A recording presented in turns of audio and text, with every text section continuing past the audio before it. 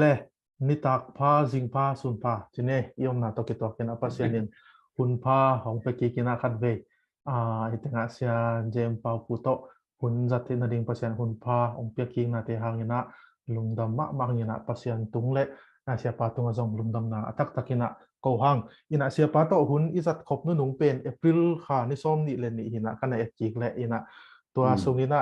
ตัวกิกาละหัวลายเละ tuhun kikala tu piang tampi tak na om manin alian dia ka Queen Elizabeth in ong nanusia chi khong to le sia pate ading na bang alungdam dia ka alungdam huai dia ka mo ni tak bang na nei thakumo ina zong ilungdam na zong ilungdam pin na zong apulak kompa hini na in tunitak itusin khop ding le tua sia pato hun itan khang le i Bible study aban is of ding pen ong kitua khalin lian na storm ban na sia pan na zong to ma ong jang ding ong chi na luka lian nga aneu khat pan som le khat ki khal mo in to pen tunitak sut khom lungai khom ding hiang ina ngak la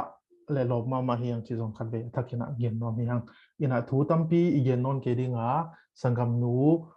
man lu nina kun pathungen nang nei saken lan to ke chang sap ki kulowina san boina la chen to sim na ong nei hen lan to ke chang ina atwa ma sap ki kun non loi sia pai na gunong la tuak to so le mo in to na ina isia pai na hunong zat khit chiang dot na le don na hun chida nei zong ina to ran tom chi ki hong dinga ina tunita ka ong ki helte khat ve thak kong na bua ku to chang ina zat nge sa ma bang ina thu tunita ithanga na tu thu jang na tung to ithanga na te jong na reflection paper khong jong agel ding na kes sakol ki tek leng mo ina to ding ina ong ngien khol hining in le hun pan ding te hi ta le la cheng to sin ding ta aban bana sto sam to so ni le alright ke pan na ding chung ya ni le mo ina bang le na min thana to ke dim gong bia kanung ta pa pasiano to pa lung da mung to pa nang manata te ka khasung thon tung ke mung china sep na bon na khem po te jong sang ka na te nang mano pinong ton pinong ki thwa pina te hangin lung dam to pa tu na ko na ta te na ko na mun chat wa mun tom kam tom pa ni na hi Bible zoomer te nang mana hi dan na Bible study nei the din na hun pha te nong piang na te hangin zong lung dam ye dung to pa tu na ko na ta te ka ki kop ding hi nang ma Luke chapter 5 je shu na thupa ka pia hi to pa nang manata pa nang ina zat hi to pa Dr. Jane pa putung panin kazak ding na kamal te na ko te inun ta na kilam dan na le nang ma thu sunga zung thu na hi nya na din na kamal te thakin thu phang pe nya lai ta in bek tham lo le hi ko te na zoom tung ton pana joy ka hi man na connection nong kai sak the ding khanin khagilo na sep na khem po jong zai shimi to kanil khing ya do hi boina bang chi de hi ko te distract ding atom tom nong kai na hi zona nang i thu ka ngai na de bong ki pel sang ya ding khanin khagilo na sep na te pana ta ting ki pel sang ya ta la hi thu te na ko te kanun ta na bo kilam dan na nang ma hoi na te le nang ma thu sunga ka khan to sem na hi thing na ding na kamal te nong sok sang ya ding ding hi thu khem po mon dang son dang ne helona kane na je jesu ka jimin song in attacking nang ma khut ko mon song kya ma san ko belong ta ba ba no amen amen amen lai chen ko simni luka alian nga aneu khat wan som le khat ve Gennesaret tu li ke ya jesu dingin aum lai takin mi te in pasien thu zan hom in jesu hong ne chipu hi jesu in tui ke ya gun kwang ni a om amu hi to gun kwang ne nga sa beng te agun kwang panun to kya in tui sunga angen te u aso pu hi to gun kwang te sung panin Simon gun kwang sunga jesu to nga lei to tom akigam la zek dingin agun kwang tom a ho na dingin Simon kyanga again hi to changin gun kwang sunga tuwa to lai panin thu a hil hi thu hil atop changin Simon kyanga tui thuk na lama na gun kwang hot in la nangen to nga sa u in a chi hi to changin Simonin sia o tu jan thapai nga sa ka ku u hangin khat chong kaman ke u hi a hi zongin ku in nong chi le ka ku ding hi chi in adong hi angen aku ule nga sa tampi tak o ka angen ki kep tek tak hi agun kwang tang khada om alom te hong pai in ahu na dingun ahudu avan u hi amau te zong hong pai uwa gun kwang te gel sunga nga sa adim takin kwang u ahi manin agun kwang tum dek tak hi Simon pita in hitu amu changin jesu maya kuktina tu pa o kemo nei mi ka hi manin takyang panin pai kya in achi hi tua sa in nga sa tampi amat na hangun amale alom ten lamdang asama ma uhi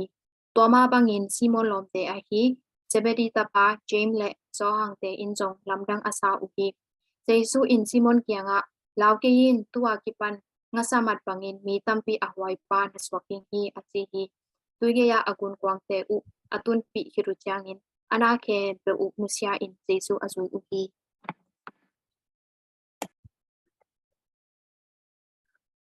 Tunita topa happy na to hibangina hun kanga manina hampa kakisa tang sam te pol no Bible zoomers te khabang za hiam ikimu lo zo nungina kimuki te manina lungdam tobek kilowin keizong kei matum takina vai tuam nei kei manina tua ina tampiong oa ai zong ina to strategic plan kichi na ko set case set na 2023 pen September kha kum ki ka ding strategic plan ka gel na zong to Bible zoomers pen kai hun kha khatin khat ve bek piak som ning chi kana han chiam hi na no na manda nu le ke mandan ki thuza to ina to hi som ni chi khatin khat ve bek ong han chiam som hing chi le again te nana denin sam kianga jong gen kiningina April kha bang bel kino lo di ngai man zang zo lo mai the ahang bel visa kanga ule gam April khasunga gam thum tuan ding Australia Malaysia le Nepal to bang vai nei kai manuna to chi lo ka US ka jin wang la ko chiang zong hun kino ma tai na kalsima hun zat na o mai manina to te lo thu ki za to zel ni chi ong gen masan wa mingina ka PowerPoint ding pen ya ong lak ningina wa Bible study bang pian a hi hangina atam zo sermon to jong ki bang dek ta pianina gen nin hi tunia ithul lu ilang namun pen Mau Naga Baptist Association tena 2008 kuma kumchin hopi ne yuina ke thugen piang samuin to ai thulu lang na ali thuk lama na nge nu khun ai kelen na nge nu pa yun a chi pen to pen thulu wa mau na nei katun zanwa ken hi sik sana gen azing chiang hi sik san ma gen ani tak chiang hi sik sana gen ani pi ni jong hi sik sana sermon nga ve to isim namun nga ve ka gen le maute na pasien thu pen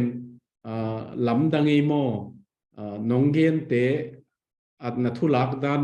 nonggen te khat ve izak zo chiang adang gen dingom non ken te chi le atuam khat na hi ze le chi mo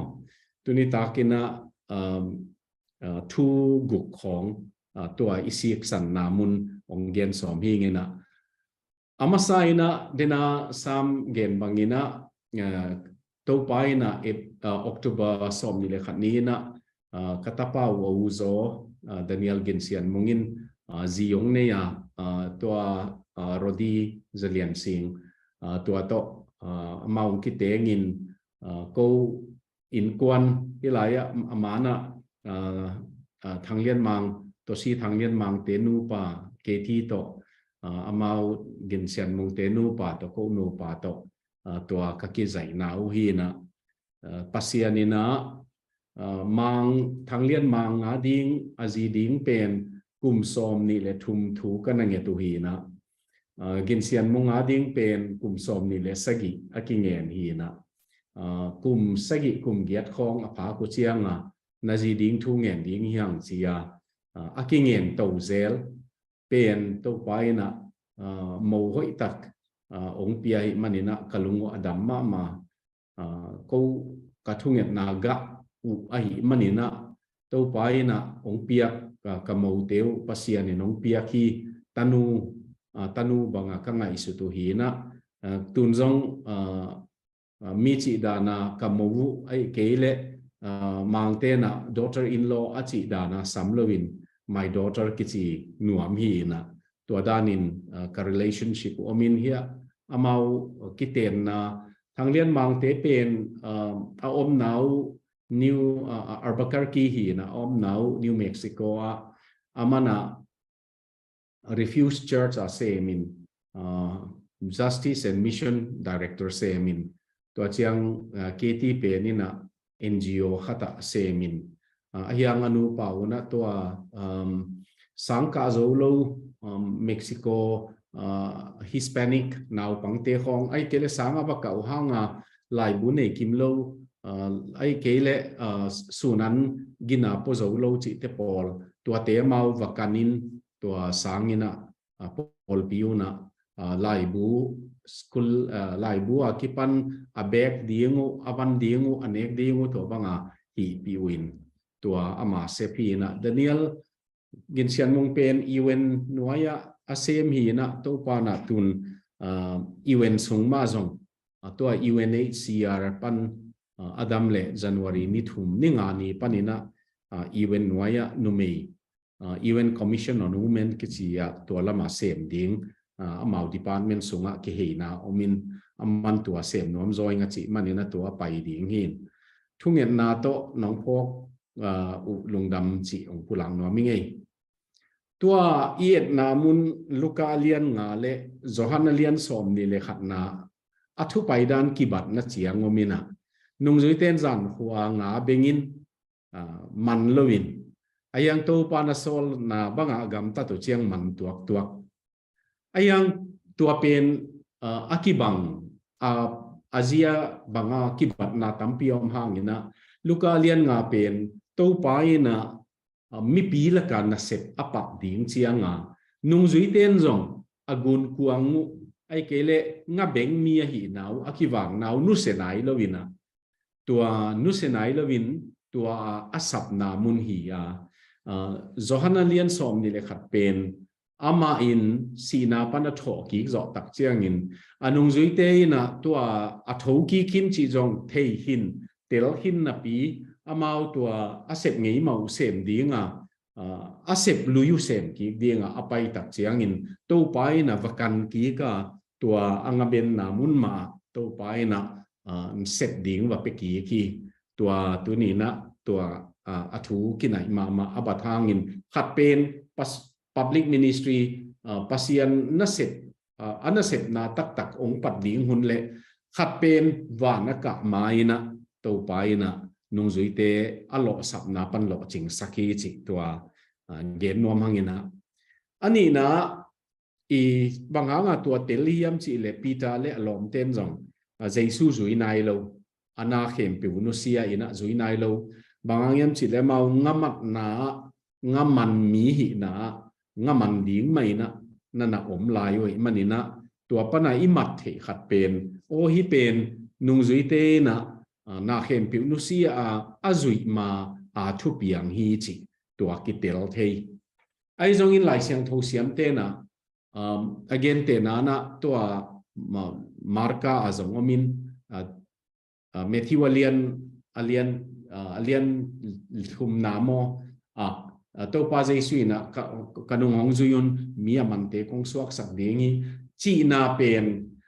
pita te na jong to pa to kino khang na hima ani hindi ngi chi ngai sut na om hinina ai zong ina hilaya zui nom na na nei hangin ana khem pi nu sia zui nai lo tua din muna himun ong tung hi chi tua den chiang tua turning point na hi na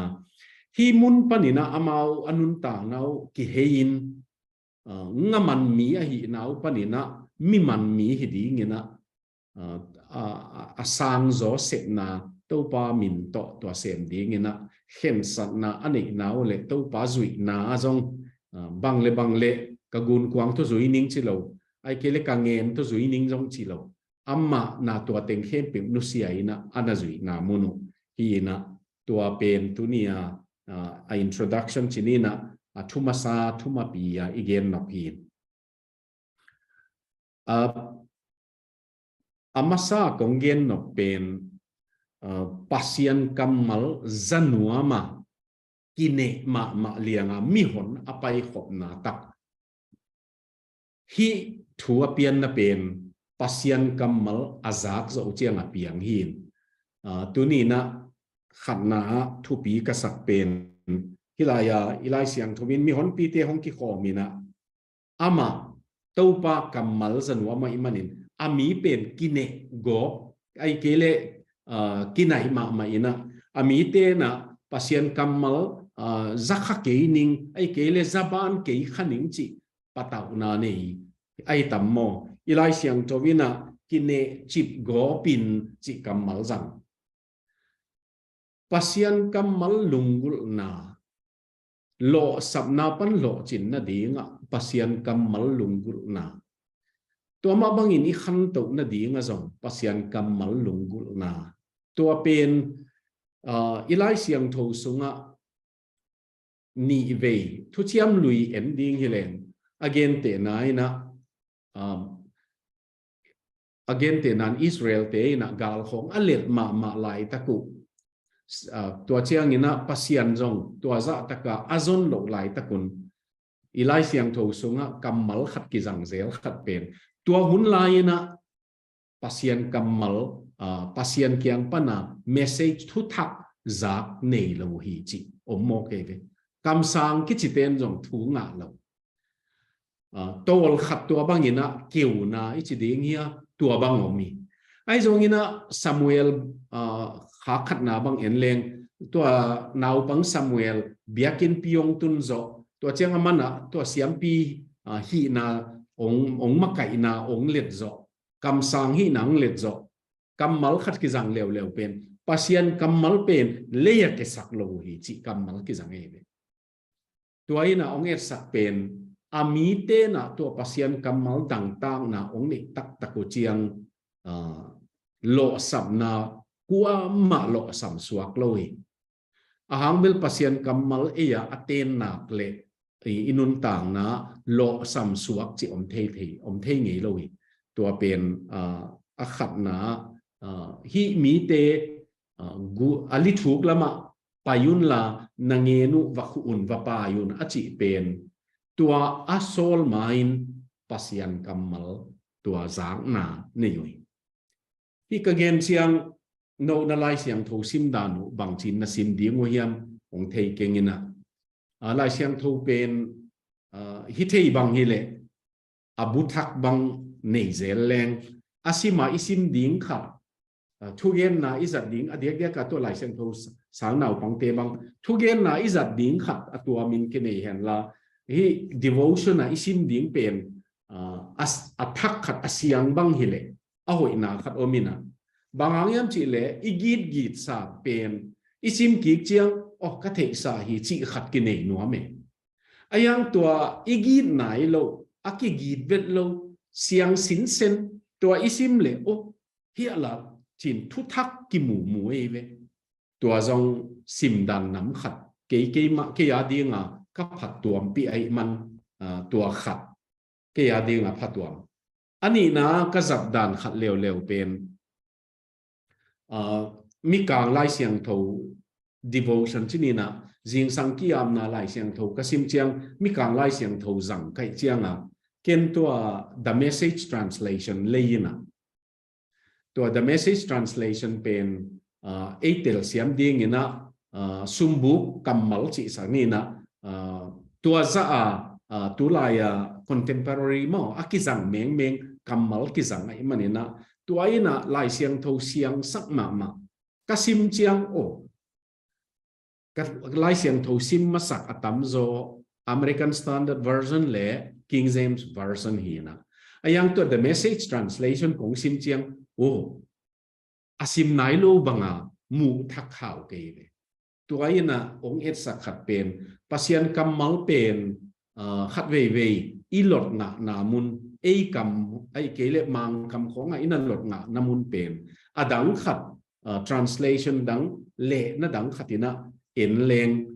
athak na tam ma inek ding inga thak ding na tam ma chi tu ni na gen no mingina tua tunia khanna ien no pen to pai na mi azat ding chiang ina ama kamal te adang tak ama kamal adu ama kamal nek chip za donga pasian anazong pasian to anaki holte tua pen khatna igen no hi ani na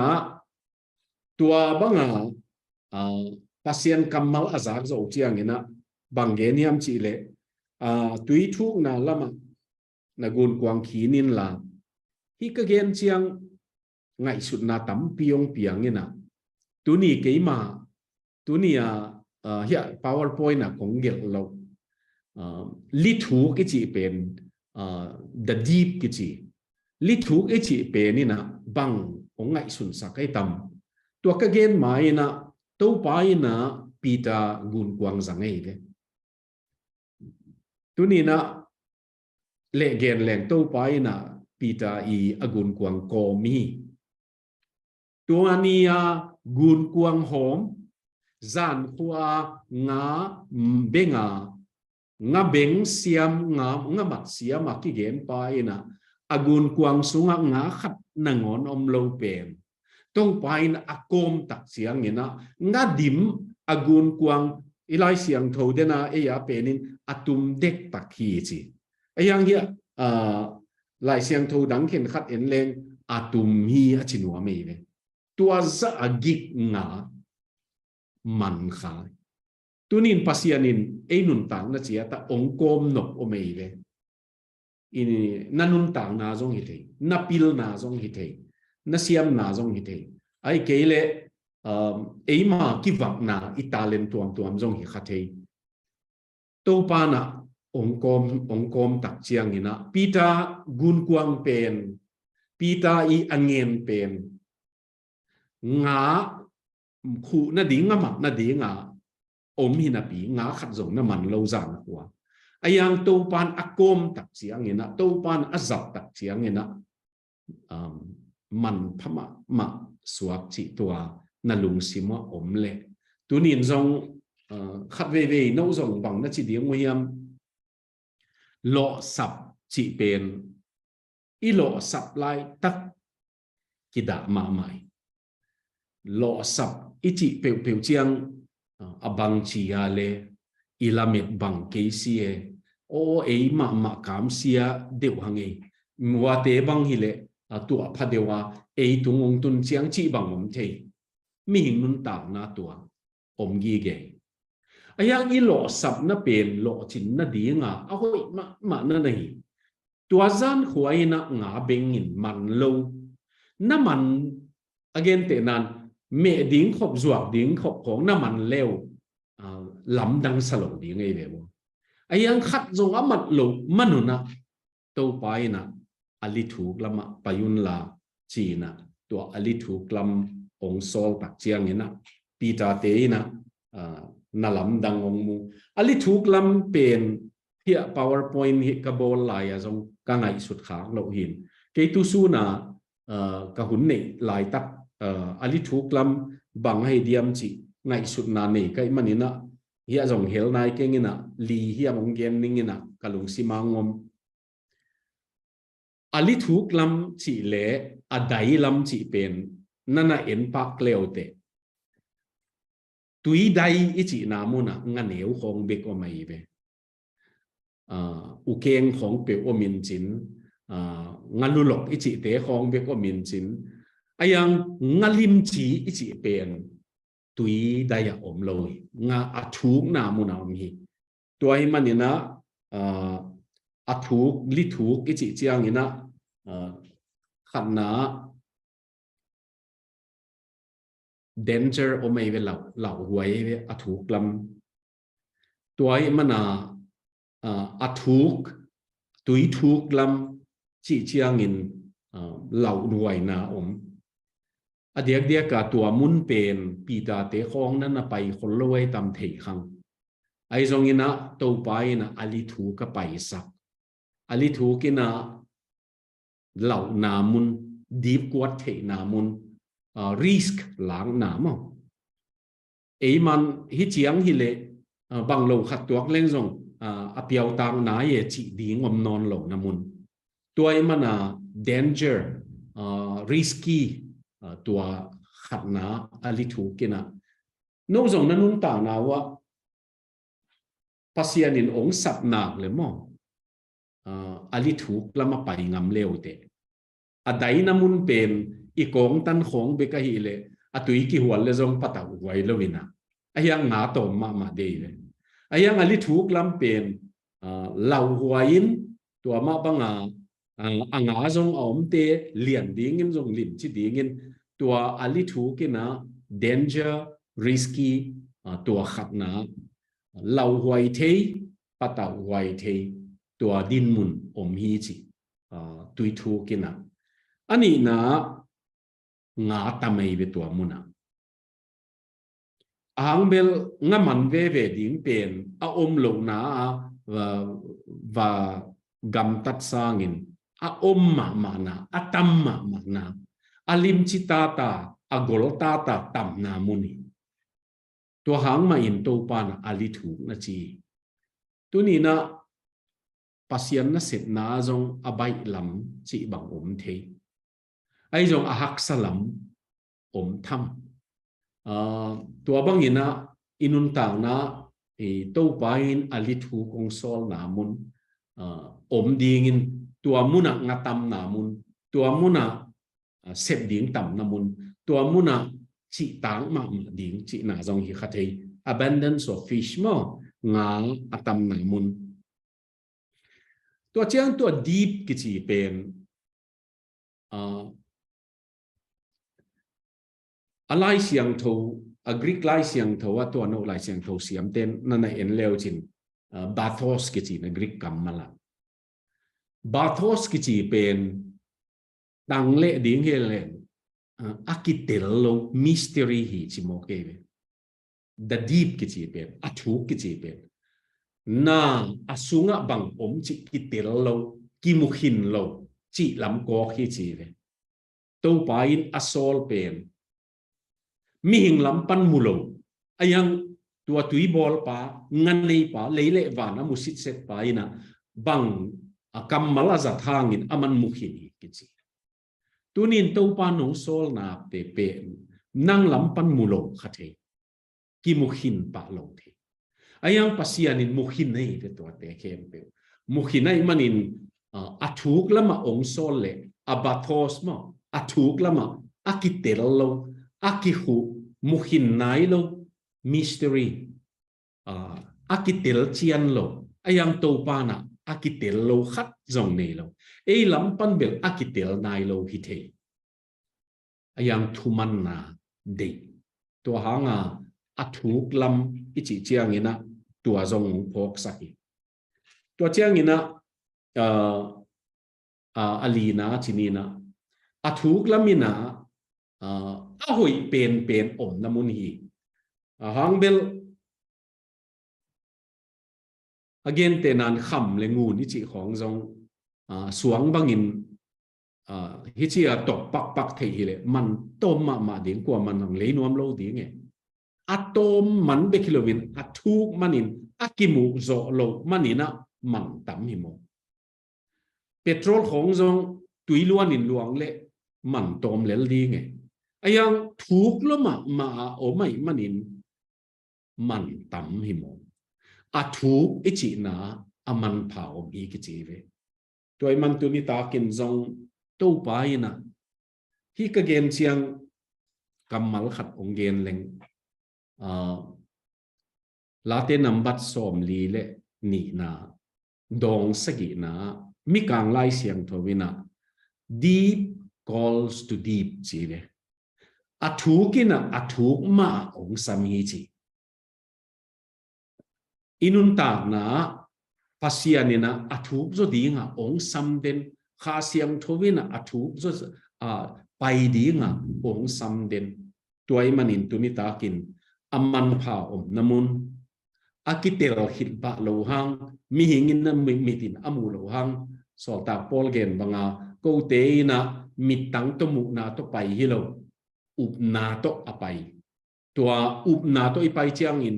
imu nai lo na te zong amu bangina pai ngam na swa khi chi tunita kina tua ani na igen no pi to chenga thum na alo sap na mun tek ma wa chinina kisol ki khat ve pasianina bang dinga to pa ong lo sam sak phot china bang dinga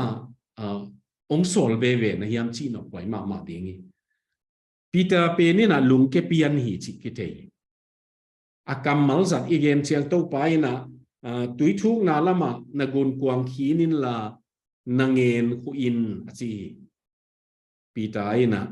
sia o zan thapa in han chiam takin ka khu hangin khat be kaman ke yui tua tan na top level da huai ma dingin ai hangin che bap chi kam malo mai ve ai hangin add your word che ve nang ma kamal ka zui manin chi tek Peter ina athuman na pen nakamal ka zui manin ong chi tak chiang ina alo sam na munu lo chin na pi ai utenau te tu ni na bang dinga ilo sam namun pen ma to pa na lo chin na ong penua ma bang ha ngang penua miam chi le ka thu naman na kule i leitang nangon i in khong i van nei te nangon pasian i man tak chiang pasian to ini khop tak chiang man pha suak toy man alo sap na munua lo ching ding in to pan so hi gen chiang pasian na ki hel ke le lo sam John Hagai gen danin gen ding hileng pasian na ki hel ke le lo sam te ding nang tha to akinga vet lo ding pasian na lamdang bol pa akihel ke le lo sam te ding sep so min chin tu ni na alo sap na munua to pan sol hi khamang thang man na ding bang zong bang si ding ye khat ve na sinina khat ve thu nget pi in ong piang thak lo khol wing veng chi ding hi lo han chiam ding ngen ki ding to pa min to tua bang ina ilo sap na muna i counseling mi ilam la na bang zong lo sampa lo sap na tampiom khading ayang lo chin na ongum thei to pa ong sol na ahi nak le to pa na ilo sap na mun tek ma lo chin nang pen op tua pen lai siang thu sung na tam ma again te nan Bethlehem akial tung to hanga Naomi te Elimelech te in kwanin Lucia ayang Bethlehem an kiching sak ki ke ve tua kial tun namuna an kiching sak to pa ina inun tang na zong ilo sap na mun ma lo ching ding ina ong de tua ding ina khat ve na lo sap manuna nana chia ai ke le nana tai pa ke leo chin to pa himuna tua lo saming ayang in om la in nong chi hiam sin ki kin nong chi hiam lung ke ken nong chi hiam himun ma nang mana om la in la ke ma hu na enin nong chi hiam chi na i et ding de wai ma hi ka gen chiang ka chial pi bol khong kalung sima om zel khat ve mi hing lam pana e ki muang ma the iki muan ma chiang kilo sam ma ina ayang to pa bang mai keng keima na thu na ngon zong a hi bang again the keng chia pasien sap na pasien buan na ine tak chiang lamdang mama to pa na set nang ki moi e lam pana nang lovin lo sam ka hi ikichi hit the chiang to pa to lo chin nang piang ina pasien nang ki hel ke le chin zong ko ki wa ma le lung ka khuwa ku tai ma le chi ding khong ong la wai ma ahang bel pasien na set na pen pasien hu na bek ma to ki sem the di ngi chi tua athum na kong gen na pin alina to pa amau to pa ye alo chin na thu sim khat pen to pa na va payun la ali thuk la man ngen va payun chi lovina the Lord went with them Jesu ma amau to pai khom ai man tunina hi kamal here Exodus bài hiến na som thum le thum na hi in thei ngena pasianina Moses te Israel te ong sol tak chianga Moses kamal a hoi ma khat hilaya o mai ve amaina nang to ko to nong pai ke ding le ong so non ken ai ke long pai sak ken china amana to pai na pai hian na som thum le thum song a detail na thei en pak thei kingina to pai na keima aneu som adon na pen aneu som le nga na som le li panina my presence will go with you keima ompi na ina ai kele keima ma to tom ding yu te achieve tunin ilo sap na muna ilo chin ki na ding to pa nang to pai ning nang ong ki helin nang ma to pai pe uleng tua muna lo chin na ding hi chi to pa ki hel sak ni to pa avaya to pa ni lai wan na hitabe na sep na zon na hitabe ai keile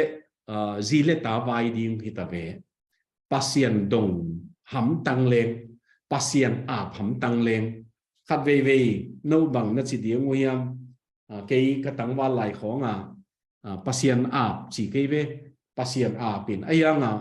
to panang kong pi chi zo chiang to chi va pum leng den chiang a hi lo pi khat hi khale chi lung sim ki nei kiau kuau the tua teng khem peu zo zek punenin akam malza sleeping in God's will chi adam pen pasien de na ai muthi thiat chiang azi ding mu chi bema amit haka koya kazi ding chia azong pam hilo ama pasianin i musakhi thiatin ai mut kala bol sak tuaina onget sak pen to pa tol nga to pa ngam to pa to ton khom to pa pi na thei tunita kina ilo chinna lo sap na muna lo chinna dingina to pa ong ki hel ding ki sam hilaya ka gen hel kengina ayang ge ka gen namun khata ka gen pen ali thu bekhilo li thu pe na challenging ma khat pen nagun kuang pen nang de banga up thei non lo thei ahang bel ahui khongong hat le ahui na nagun kuang pen ama de na lama atui hual bang hat ta le ali thu muna patau na tamma ma tunina inun ta na zong khat ve no bang na chi ding nguyam khat ve pen eima nok sak na chiang eima circle nok isak na chiang gamgi ki kan ngam lovina mangten comfort zone na chi nok isak na chiang gamgi ki kan ngam lovin ayang pasianina lo chin na lian piong piak ding level tua nang comfort zone nok sak na gamgi pen na khin ku leive ali thu ki chi pen tua lama hita tunin ali thu kin sam eve e zong khang no te adiak no khang no diak te bang ali thu kin ong sami to pa to na ton na kule to ali thu ka lo chin na ding ana om sai ama in anga te to na to za na abol hilovin anga sa te pen to pa in ana koi phit phet sai tua ichi nom nai na no zong to pa to ton pe leo chin na zat dingu na nga dingu na sik san dingu to pai na na bol to ti ngi chi tua enun tak na isin ding khat ki samsa ka thu gen na ka gen ngi mi vom te khat van tung mi te pen van tung mi gen chiang en akang ding ai kele ango ding mi kang banga kang ding phong ki ngai sun thei hi pen som ko le kwa kum hin ke thu ge na America pai chini na ka pol pi ve ma sa pen mi vom hol pi hi na ka thei gi ge khat pen Mother's Day ni hin ken thu ge ni na Mother's Day nu te man phat na to kisai kanunga chairman sem pa mi vom te pasta lian gol ma khat ke ya ma ya ding nu te man phat na yen chianga kalai sai brother preach it ma sangam bao ge no ami pi na jong kala amen che khut bang za ku atuate pol pi pe na kazin tun na nu pi khat hi na ka chi ani ding pen khathum zo chen ka chi ani ding pen ka ge nei ve ma pianga no kiang Washington DC Dallas International Airport pan leng khe ki ding hin ka chi amang tu ani na chiam te khin hiam ke pen tua amau to ka ki mu zo khathum tang zin chinina ai le ke Seattle pana ong chi wing ong leng ina tua Dallas International Washington DC ong tu kalung hi mo pen kanai ka etchianga London lama India lama kong len na ding ka chi na ding pen nai khat le chi tem tom chi khat bek wa le lung hi mo ma ta ahang bel kavan la ding ticket banga international flight leng ding i manina din kul immigration zong hi kul lai tua teng khem be ka ngai su chiang kun tom lo ta chi patao thu ngen kom ka pai le tua nu pen a gay ta na om hi ka zin nu pen tu ni na pai ni na chi ani he chiang ngak ka hi chi alai lam dang sa amana na hun tom ta ina nang navan nangakin la ken na ticket na passport to na ticket to walaya na midin na ding ningina navan na mu bekina ong pai wing vengen la to chiang ina ong zuin chi ama zong vading ke zong kavan nga ong pai ma lo ikino wang lak chiang awan ong pai teng bang yet chiang ke a hitale o kichi kalung hi mo pen to van sai te nong muai man khat pa bangin na van bang chi te hiam chi ve ama zong asung lam khong a zong va zong mulo ka hi chi ke zong a hunom non lo minute som li hiam be khita kavan ngak leng to kavan leng pen lap lo ding chi to pa minute khat be ngak lai ningina tua sunga kavanong pai ke le pai mai ning chi thu nge ni chi hang mit chi hi non lo bina vanong pai pen kien ko mina tua banga ka om le asunga a en pan jong om ke ya chi pen ka thu nge minute khat sunga pai ding ma hita ki hei dik tak lai tak kavanong pai hiai ke jong tua man mat khat suwa tua hualaya sangam nu din namuna vapai amana akiu pen na sao lo ma e chianga amana banggen hiam si le hi nangak le leng lo ding hi chin wa laya atiketa atunu pen mi vom te hi na ken na passport le na ticket toy pei ning na pai pei ning na nang hi na van to dingin la wa pana signal kong piaka kong payin chi ka khut me hiam kong chi le hilaya angak te jong thamo savet ken la ong pai phe mi me le lin chi ke jong hey hitabe chi ngak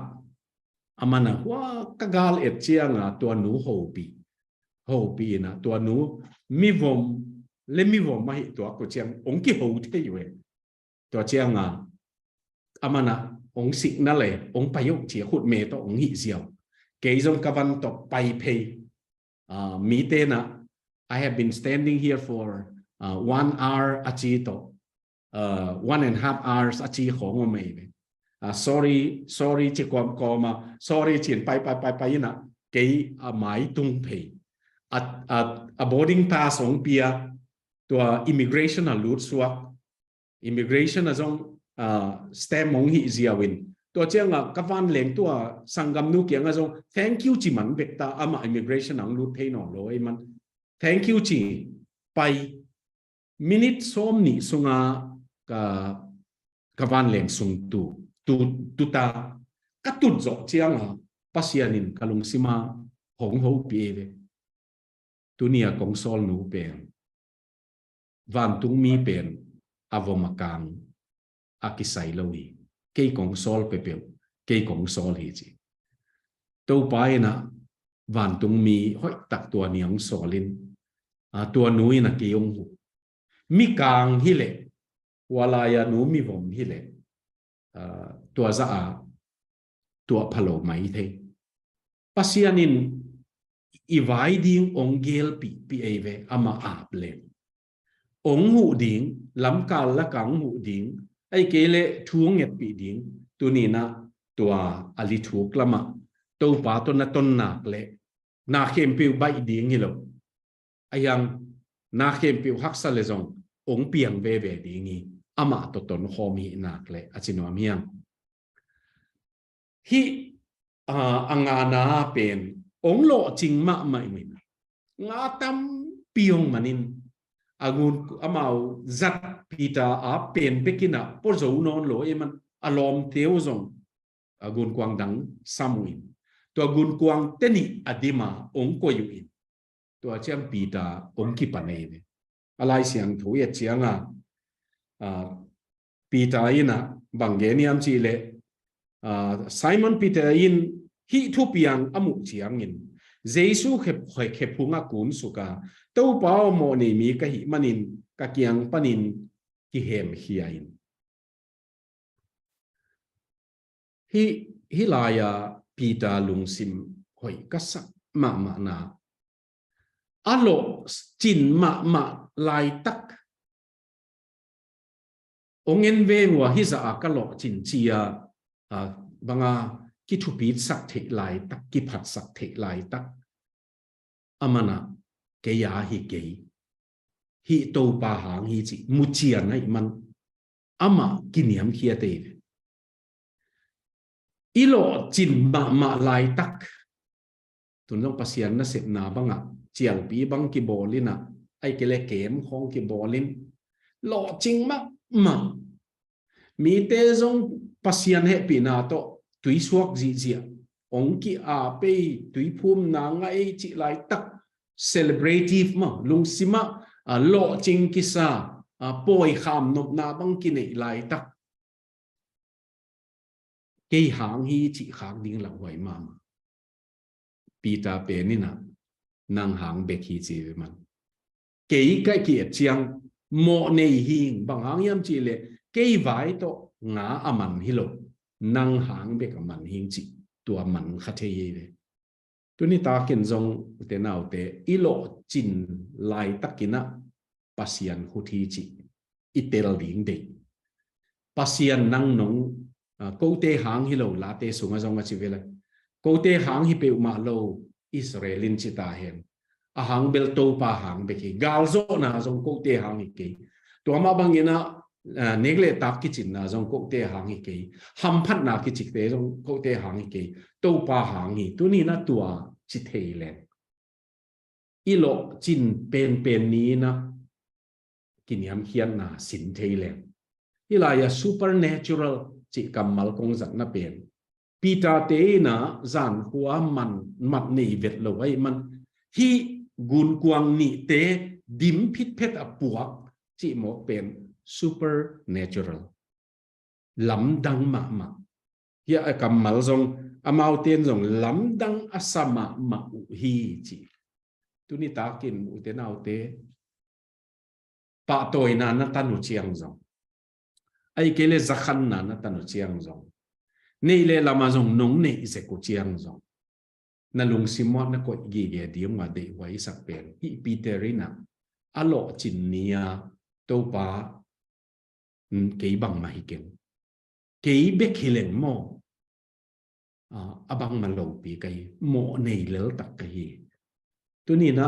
e ma din mun tak telin ilo chin hun lai tak zong hi na tak tel theilen dei hoi ma tu lai ta ka kalai busim in the name of Jesus chi Henry Nouwen agel lai bu pan ma lel taki tu lai Henry Nouwen na to pa Jesu khe ma na nam thum te pana khanna to suang pen kho mun suak sakin the temptation to be relevant chi mi to ki tuak kilem zat the pak ding tua khem na ahang bel gil kia lai man zat pak the ding khem na ayang kong gen nop jok pen in biakin tau sang tung pana tuak suk le ching chi the temptation to be spectacular lam dangi thu pi chi ding tua to khem na uten nào te ken thu ka nget le lo ching to pa na i thu nget nang dong in lo ching hangi khat vei e lam pan tua mi a sang ke ya hoi zo chi no khong ke ka pai nak le hi ding e pil pen ki sak na khong mi hing hi man ki nei bai ma ayang pita pe ni na athu pin ma na pen a lo chin pen nia bang ma hi lo lam ki mu tu ni na en zong tua pa ni na sin ding nei hi hang chinwa miang atom na zan khuwa nga zong man lo to pa thu mangina ali thuk sunga payule nga adim chi taka dim gun kuang dim ni man ilai siang thomina agun kuangu tuigei atun khitu chiangin na khem peunusia in ama azuyuhi kalai sai na khem peunusia in nga khem peunusia in agun kuang beku zuak phot ni jong chilo angen teu jong zuang ni na ilam sap ding jong chilo na khem peunusia in tua angamat tengu jong bangalo tam kuaten anna tang tam kuaten au te khat ve hilaya tua instant obedient zui thuman no na thuman na dinga tigin khol na ichi dingya wai kai het lowa thuman na tua pen thupi ma khang anung zui te a tuni ta kina to pai na li thuk lama ong sat na eizong to pa to ton khom leng lo ching dinga tua bi khelowin amat nong chi bangin kange nu khu nung ai kele kange nu pai nung chin a chi banga gam ta tu chiang add your word na chi bangin na kamal bangin nong sol bangin te tua lo chin chiang to pa maya to pa nang hang hi chi na tua chiang to pa zui ai ve to pa ina direct ka bel chinon lo hilaya ong zuyun mia man te kong suak sak ding chi lo ayang lao kein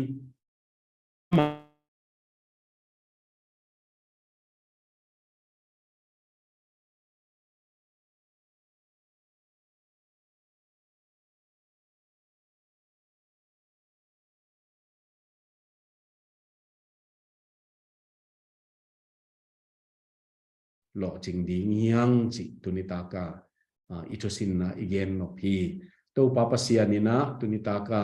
ihun zat na e ading in sik sanong suak sakhen la inun tang na kal suan na hong hi sakta hen amen lungdame amen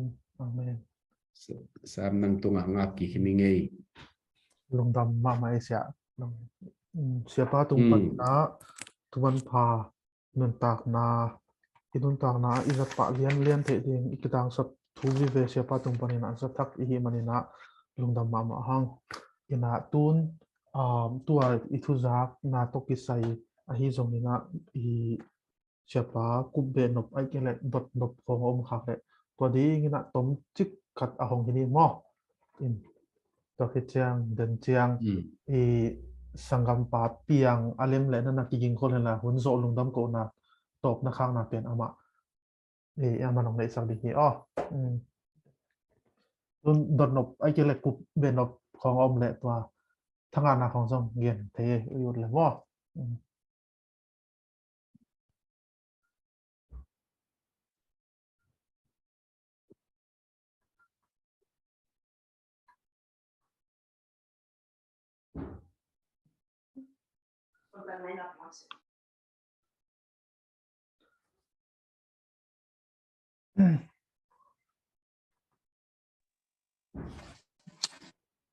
sia kenya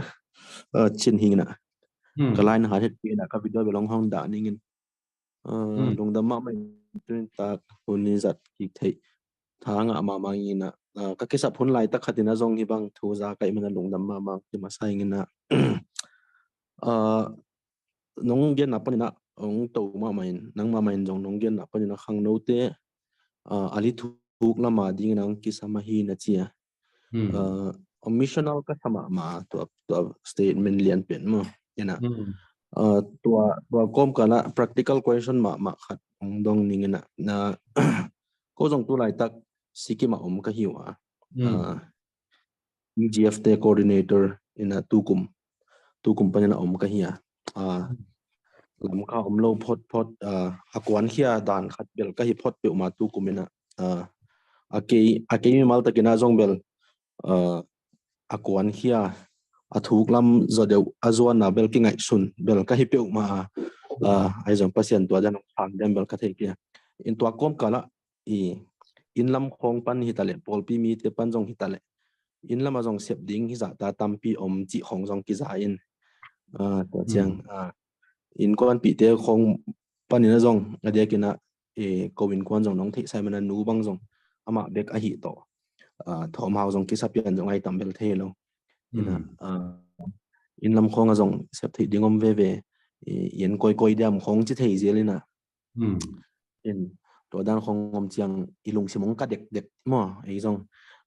akon hebel ki koi hina atwa ki kala banga in lama jong le lam khat panina ali thuk pia jong bel waki zat thei na bel ongomin chin lama jong to danina pastoral line khong bang hile jong to dan ongom thei ve zel atwa ki kal pen bang ti dia ko ali thuk pen ko bang chi identify ding chi mai ni mo pasya nong ho pi na jong bel ki samin chi ko lenga jong bel ki ngama main chin how to identify the chi dan khat practical question meaning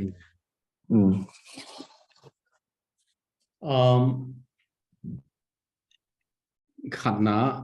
cái ngày xuân na bang hôm in lam cái gì tiếng kia familiar it thể sa gam lắc lệ gam Paul pi mi la ka cái dạng ding category mi bel lim ka sa tua chiang ama capacity ama asiam na jong asiam hin pa nai ke jong adaptability nei pau khong sin nuam tua chiang alung tang sung a jong to adventurous spirit nei chini na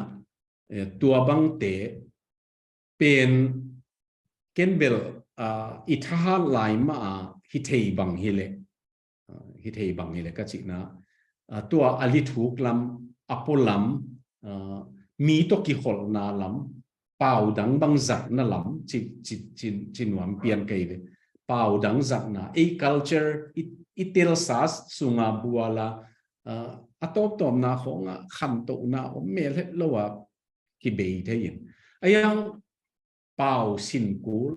mi culture sin kun igen ding jong sin kul chi te pol tua te na kham na tam piong pia toy man cái ngày xuân na banga tua no khang no lai te ading banga tua dan ma anong kisino hi thei bang hele ministry tuam tuama ei amina ma jong tam lo phot e chiang ministry tuam tuama om diu deu thei leng tua hi le cái cô làm mà dùng tua băng mỹ cái đấy ít chỉ năm muốn điếng băng ốm thấy hiện là tua băng hiện na khang nấu in làm mà bel again tenan tum CBA mi chang a CBA songa full time mà điếng ngang nghe ngụt chỉ pen a sẽ điếng tắm piom lại tất cả tua hun bịt a ki hồn khác lại chỉ có ngang nghe ngụt chỉ pen khang nấu tia điếng pa mai sa ki be cái ngày xuân nào băng diamond pen akita tat chiang ahilo adelo pengong tat khiat chiang diamond hoi hi panin akita lo mi pen unpolished diamond sung khonga ki sang building kalompa khati gen da ni le amachi da ni le new bible dictionary jong po keining bangang yam chi le Bible sang khát cả sim tiếng à các út tiếng gen building cái chiang new Bible dictionary là ngon giống của cool cái chỉ chiam người na gen tu ni na khát về gen tiếng giống tệ không mà kỹ thổi na mun cái giá tiếng bằng à pang zol pa na college khát về giống class cả dấu lâu à BA dấu BD và của nên to BD cái rõ chiang pangzol pana Shillonga chaplain dinga kakuan pen to kanung ngai su chiang actually I was pushing myself to the extreme Shillong mangkam siam deute ten namun mangkam kilim zat namun tua kana om chiang ke ya dinga khan lo thei lo ong mi lo tua dan khong cây mù nào băng cái sầm sằng khang nấu tia tiếng mà công đôn là kim kiên chín atom na calling to giống cái say ayang calling pen to pai na ong sam hi chỉ tel nak le to ali thu pen cây mù nào băng challenging om namun te ma ki khang bek sai lung da mai sia chiang pai ngay welcomeครับเบกคุณออนไลน์นี่มั่วอินะตัวแจ้ง đến chưa bộ luôn em nuông bằng nào khá của lên luôn xem mà World Cup vì về không tôi lạiยิง tay chăng record hit chang ina atop tak chang ken dong pan pang to to yen no pam Hello. Alright, Yeah. oh sorry. Okay, get ka tanga na ni le mo atom na ding ina siapa tungton panina hi Luke chapter 5 sina tungton panina ma de ke I ka biggest takeaway pen bangyam chile to nang deep water mo to na gen na pen kitchen sele kitel sirina hi tungton panina bangla khithi ka yam chile hi deep water apen nang ichiran ma hi ngasatak tak lenga lim chi te omo ina atam zo pe hi ele tung mit to pen to athu na te pen ki muthei lo ayanga to mystery camp pen pasienin bang om ding chi pe bek pe thekin toran ma bangina e nun ta na pasien e ong sam na me de hi e comfort zone e inop sak na pa na ipusong am gele pasien ni bangche na lamdang sep na te pen ki muthei lo ding chi pen ong phok saking mo to khi changina a second thing na kati mama pen Peter I high moments in bagle anga samat changa pen aman ama I mo ni me hi na kitelina ama I hi thil una jong kitel mo hi pen pasiani hi na tungton panana hirana miracle te ki muthe hi chi pen aman phok toran ma bangina hangno hi na to hi jong na I sep na khat po buwa I successful chang hi jong na high moments in chang na pen pasien pen aton tunga credit ni piak ding chi pen mo ong phok sakigina it's so humbling and so good hi manina lungdam ya ri le Dr. Jen pa ko thank you ใช่ครับนั่งเรียนแบบในตัวเป็นนั่งอาคารนางเฮียนั่นแหละในตัวลงว่าโอเคอินะเสียลุงดำมาเอาไงอินะเดินเชียงอากิจิงซอยนะ reflection องเกลง่ายๆกิกนู่นนะว่าตัวเชียงตัวเต็งอะอากิจิงซอยนะองคากิกนู่นไงอินะตัว again เราแต่ซ่อง again นวมเราเฮโลอินะreflection อะไรเงี้ยอากิสิพิษเพชรฮิโซเปียนเลยกิโลวินะเฮียดงปีเตอร์บอลคอนปีเตอร์บอลบ้างเลยอินะตัวดิ้งอินะกิสิฮิโซอินะตัวเชียงเสียลุงดำมาอินะก็จิตเตตัวไมค์กูมาส่ง ข้าที่นักขัดเวตาหันเจียมนี่น้องจีเป็นหม้อลุงดำมาอินะอินงักละมาเว้ยจีองเฮียนลันอินสังกัดเปียงอินะคุณข้างนาทุกันนาองเฮียนลันตัวเป็นตุนิตาที่คุณสอนนาส่งคุณปาดีฮี อ๋อทุ่งเงินนี่เลยฮาเลลูยาอาเมนลุงดำมวยโตปา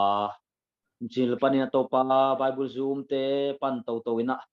ฮักษณะบวยนะตัมปีตักอมมาตะเซเลโตปาตัวเตโตหงกิเปลสักินะตุยนะตุกุมสุงาดิงนะอตบนะไบเบิลซูมเตหงสังคมสักเทียเบกทันโมเสียปามาโตจงวันนวมตักน้องจัดขุกสักมันนวมินนะตรงวันนวมตุงกวกองตุจานินโตปากะทุจากเตวตุงโตนี่นะ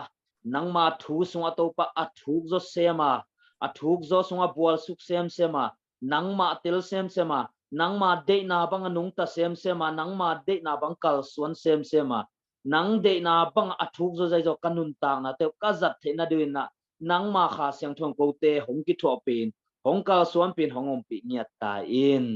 กะทุจากเตวโตปานังอนุนตากปีเจ็ดเอาอากาศสวนปีจะดิ่งคัดคิดกันนังไม่หนักท่าหนาของคนเมียตาอินเสียปาเตจงมาไก่เตจงโตปานะมันขาดท่าหนาเตจงดิบสักเซมตาอินฮิเจียงนงมาไก่นาฮิเจียงนงกิจวัปีนาซาเตลุงดำโกโกมิเลกันในลายคนก็ไว้เข้มเปนังมาขุดกองมโนสงสินาปันตันเขียกโตปาเจสุคริสต์มิสวงินอัฐกินหงเกียบกิกุงโตปากาปัสยานโออาเมน Amen. Amen. Long dami.